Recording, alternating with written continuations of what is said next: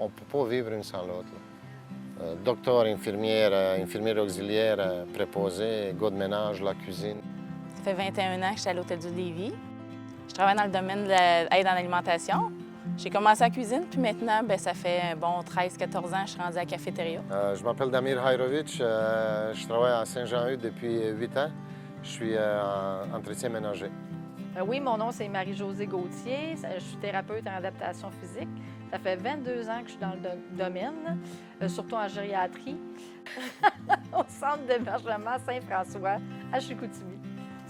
Bonjour, je m'appelle David Pinault. Je travaille au Centre jeunesse Chaudière-Appalaches. J'ai touché un peu à tout au niveau du Centre jeunesse. Présentement, j'occupe un poste comme gardien de résidence, mais j'ai également les titres d'agent d'intervention, surveillant d'établissement. Moi, c'est Richard Laberge. Je suis préposé en stérilisation ici à l'Hôtel Dieu de Lévis. Puis également, j'ai un rôle d'enseignant dans le programme de retraitement des dispositifs médicaux avec le Cégep de Lévis. Moi, je suis assistante technique en pharmacie depuis bientôt 20 ans ici à l'Hôtel Dieu de Lévis.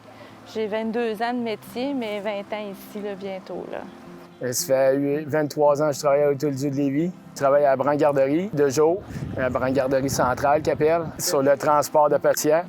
Bonjour, je m'appelle Maxime Beauséjour. Je viens de Thetford Mines, en Chaudière-Appalaches. Mécanicien de machine fixe et ouvrier d'entretien général. Mécanicien de machine fixe, c'est un métier où on travaille en climatisation, ventilation, chauffage. Fait que je m'occupe de tout ce qui est traitement de l'air dans les hôpitaux, que ce soit de la salle d'opération jusqu'aux salles d'attente, puis les unités de vie, les unités de soins. Ouvrier d'entretien général, c'est un titre d'emploi qu'on nous accorde pour nous permettre de faire absolument toutes les autres tâches connexes. Du déménagement à faire les poubelles dehors, à racler les feuilles, à faire de la peinture, à absolument tout. Je suis très professionnel quand il faut, mettons, avec les résidents, puis tout, mais entre les collègues, même avec les résidents, on est capable de s'agacer parce que c'est un milieu familial.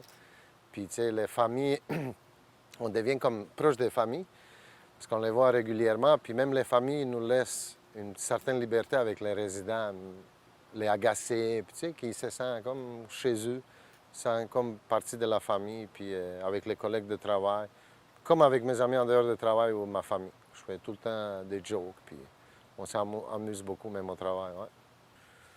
C'est beaucoup de désinfection, beaucoup de tu parles des salles de bain, tout ce qui est salle de bain, les bains, les toilettes, les chambres.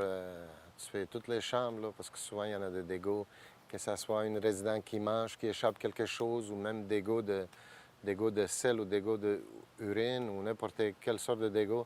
On nettoie ça, mais le job normal, c'est désinfection, puis prévention de toutes sortes, puis nettoyage des chambres de résidents où ils vivent les gens. Là.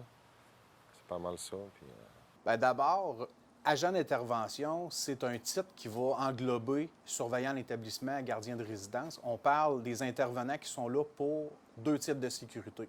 On a la sécurité statique, puis on a la sécurité dynamique. On va parler de sécurité statique beaucoup au niveau sécurité des bâtiments, puis tout ça. Ça va être réservé un petit peu plus aux surveillants d'établissement. Quand on prend les tâches d'un agent d'intervention, si on lit le libellé de poste, ça va dire plein de belles phrases, mais en gros, le travail d'un agent d'intervention, on peut le séparer en deux. Il va y avoir la partie intervention. Donc, lors d'un appel des éducateurs dans les unités, ils vont être appelés à aller intervenir pour désamorcer une situation de crise.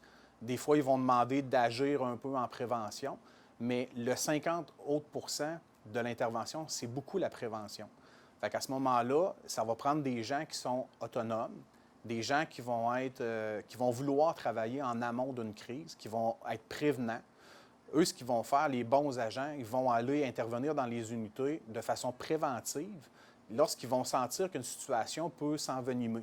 Je vous donne l'exemple, mettons, d'un jeune que sa copine l'a laissé au téléphone, puis les agents d'intervention, après le souper, ils décident « Hey, on va aller faire un tour dans cette unité-là parce que tel jeune, hier, s'est fait laisser au téléphone, puis il filait moins aujourd'hui. » Le fait de créer des liens avec les jeunes, le fait d'intervenir à l'avance comme ça a fait diminuer avec les années, ça a fait diminuer beaucoup le nombre d'interventions physiques qu'on avait à faire. Je ne dis pas qu'on n'en a pas du tout à faire, puis ça va toujours rester, il faut être formé pour ça. Par contre, si on travaille beaucoup en prévention, si on prend le 50 de prévention puis qu'on le met de l'avant, on est capable d'éviter la plupart du temps les interventions dites physiques avec les mesures de contrainte, de contrôle puis d'isolement aussi. On va dire les ATP parce qu'on le connaît comme ça. Chaque ATP a plusieurs secteurs. On peut être partout un peu dans l'hôpital, de l'urgence jusqu'à la pharmacie. Donc, on peut être en oncologie, à l'urgence. On peut être sur les étages, remplir les cabinets là, pour la médication prise par les infirmières. On est à l'unidose là, pour le robot, parce que c'est beaucoup robotisé maintenant. Réception de commandes, faire les commandes, réception de médicaments aussi, d'études. On a beaucoup de responsabilités. Là. Depuis les années, ça a beaucoup augmenté. Avant, on disait qu'on faisait juste compter des pilules. Maintenant, on n'en compte plus du tout. Là. Notre rôle a complètement changé. Moi, je fais beaucoup d'urgences qui s'appelle le BCM, le bilan comparatif des médicaments. J'ai été en oncologie. Là, ça fait un petit bout que je n'ai pas été. Je suis à réserve qui fait les médicaments au commun sur les étages. Puis à la pharmacie centrale, tout le monde y va. Là. Ça, c'est vraiment le cœur de la pharmacie, donc un peu partout. Il y en a qui vont être au SCAS qui fait les antibiotiques. Moi, j'étais plus en côté oncologie. On a chacun nos secteurs, mais maintenant, on est un petit peu plus global. Là. Un peu tout le monde fait un peu de tout. Là. Quand il y a des absences, oups, changer de poste. Il faut s'adapter, mais on est formé pour ça. Moi, ça fait exactement 5 ans et demi que je suis dans le domaine là, à temps plein ici avec l'établissement de Lévis. Je suis arrivé dans ce domaine-là après avoir suivi la formation, l'AEC en retraitement des dispositifs médicaux, qui était donnée du côté du cégep de Lévis-Lauzon à ce moment-là.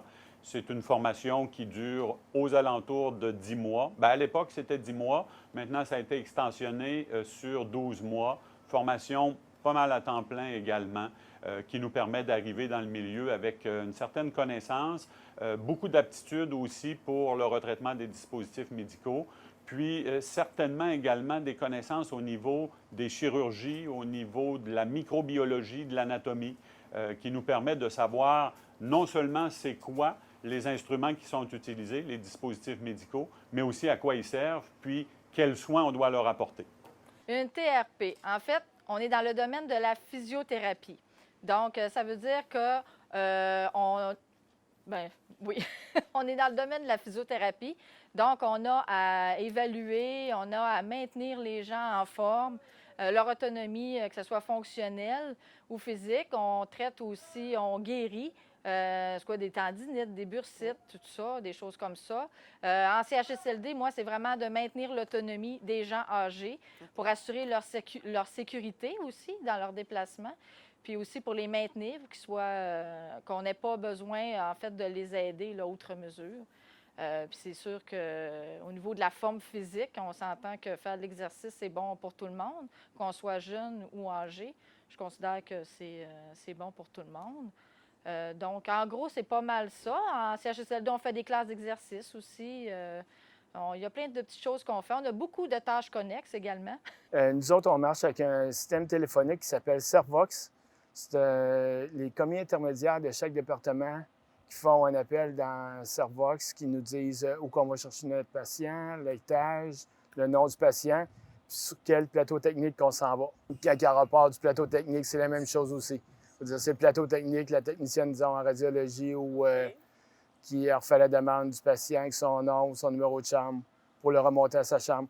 Les transports, on a 3 moyens de transport. On peut y aller en civière, en chaise roulante ou en lit. Le moyen de transport, c'est l'infirmière qui le décide. J'ai besoin d'avoir des gens, parler. Oui. Puis des fois, on rit, des fois, t'écoutes les gens qui ont de la peine. Oui, parce que, tu sais, on a les visiteurs que, tu sais, des fois, nous racontent « Ah, mon mari est en terminale » ou juste les écouter, puis juste pour eux autres, ça leur fait du bien.